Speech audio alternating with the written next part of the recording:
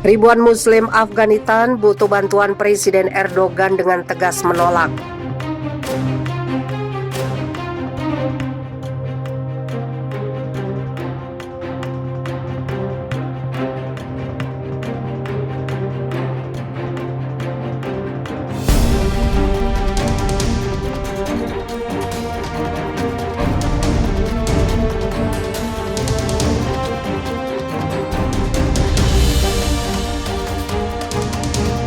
Presiden Turki Recep Tayyip Erdogan pada Kamis 19 Agustus mendesak negara-negara Eropa agar mengambil tanggung jawab terhadap migran Afghanistan yang melarikan diri dari rezim Taliban. Erdogan menambahkan bahwa Turki tidak berniat menjadi unit penampungan migran bagi Eropa. Sejak Taliban memasuki Kabul selama akhir pekan, adegan-adegan kerusuhan terjadi saat ribuan orang berupaya untuk kabur. Muncul ketakutan akan kembali berlakunya hukum syariah seperti di masa pemerintahan Taliban sebelumnya yang berakhir 20 tahun lalu. Ribuan orang juga menyeberang masuk ke Turki dalam beberapa pekan terakhir saat Taliban menyapu Afghanistan dalam perjalanan menuju ibu kota Kabul. Berbicara usai rapat kabinet, Erdogan mengatakan Eropa perlu memikul tanggung jawab atas warga Afghanistan yang melarikan diri dari negaranya. Erdogan juga menambahkan bahwa Ankara telah mengambil tindakan di sepanjang perbatasannya dengan Iran, rute utama bagi migran Afghanistan untuk masuk ke Turki. Menurut Erdogan, Turki bisa terlibat dalam pembicaraan dengan pemerintahan baru yang akan dibentuk Taliban untuk membahas agenda bersama kami.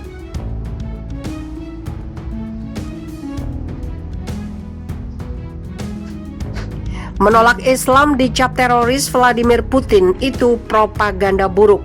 Presiden Rusia Vladimir Putin diwawancarai sutradara kenamaan dunia Oliver Stone.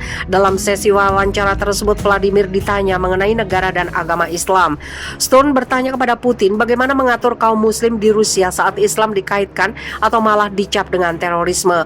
Di Rusia ada banyak kaum muslim, bagaimana pemerintah mengawasi orang muslim di Rusia? Tanya Stone dikutip dari hope.id, jaringan suara.com, Sabtu 21 Agustus. Mendengar pertanyaan tersebut, Putin malah heran. Menurut dia, kaum muslim di Rusia tersebar di sejumlah wilayah di negaranya dan dalam kondisi yang baik-baik saja. Mengapa orang muslim harus diawasi? Rakyat Rusia banyak yang muslim. Di Moskow saja ada 15% orang muslim, tidak pernah ada masalah, jawabnya tegas. Putin beranggapan citra Islam sebagai agama teroris ialah propaganda buruk. Propaganda itu sengaja diciptakan Amerika Serikat guna memecah belah dunia. Kami tidak pernah menganggap orang muslim itu masalah. Anggapan itu hanya politik Amerika Serikat dan sekutunya. Terorisme misalnya, kapan Islam mulai diidentikan dengan terorisme? Setelah Perang Dingin berakhir, ujar ia. Usai Perang Dingin berakhir dan Uni Soviet dinyatakan dibubarkan, tidak ada lagi musuh dunia barat yang disebut Blok Timur. Dia bertanya-tanya mengapa NATO masih dilanggengkan. Untuk apa NATO dipertahankan bahkan diperluas? Bukankah Rusia tidak lagi menjadi musuh Amerika Serikat? Lalu siapa musuh NATO? Amerika Serikat selalu tidak konsisten dengan ucapannya sendiri. Berbuat sesuka hati itulah bahayanya adik kuasa tunggal di dunia, tegas ia. Rusia dan dunia sudah biasa menyaksikan inkonsistennya Amerika Serikat. Hal lain yang menurut dia menjadi ironi nasib Islam dunia hari ini, ia menggambarkan Islam saat ini sama seperti Uni Soviet pada masa Perang Dingin, sering dipropagandakan dalam berbagai aspek kehidupan. Ketika masyarakat dunia jenuh dengan isu terorisme Islam yang digaungkan Amerika Serikat, dia sudah menerka pihak mana lagi yang akan diciptakan sebagai musuh Amerika Serikat.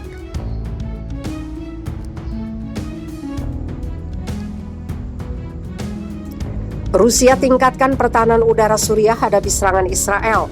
Sistem pertahanan udara Buk M2E buatan Rusia menjatuhkan semua rudal yang ditembakkan ke Provinsi Hom, Suriah Tengah, ujar Wakil Kepala Pusat Rekonsiliasi Rusia untuk pihak yang berperang di Suriah, Laksamana Muda Vadim Kulit, pada Kamis pagi 22 Juli. Penyiar stasiun milik pemerintah Suriah Al-Ikhbariyah melaporkan bahwa Israel menyerang distrik Al-Qusair di Homs dari wilayah udara Lebanon, menyebabkan beberapa kerusakan material.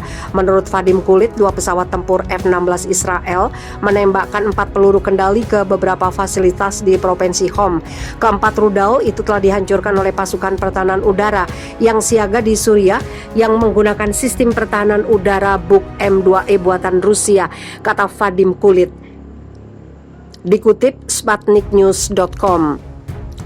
Buk M2E adalah sistem rudal permukaan ke udara jarak menengah yang dirancang untuk melawan rudal jelajah, bom pintar, pesawat sayap tetap dan putar, dan kendaraan udara tidak berawak.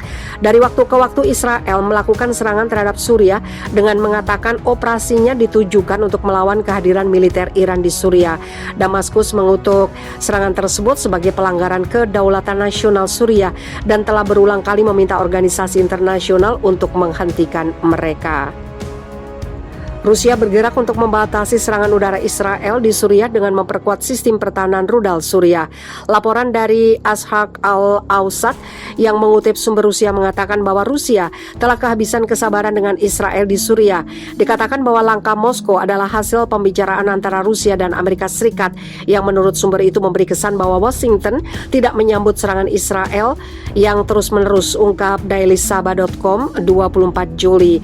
Laporan tersebut juga dikutip oleh surat kabar Israel yang mengatakan konflik yang terjadi meninggalkan ruang bagi Rusia untuk bertindak lebih bebas dalam mendukung pasukan Assad di Suriah dengan sistem anti rudal yang lebih canggih dan pengetahuan untuk membuat mereka lebih mampu menembak jatuh persenjataan Israel.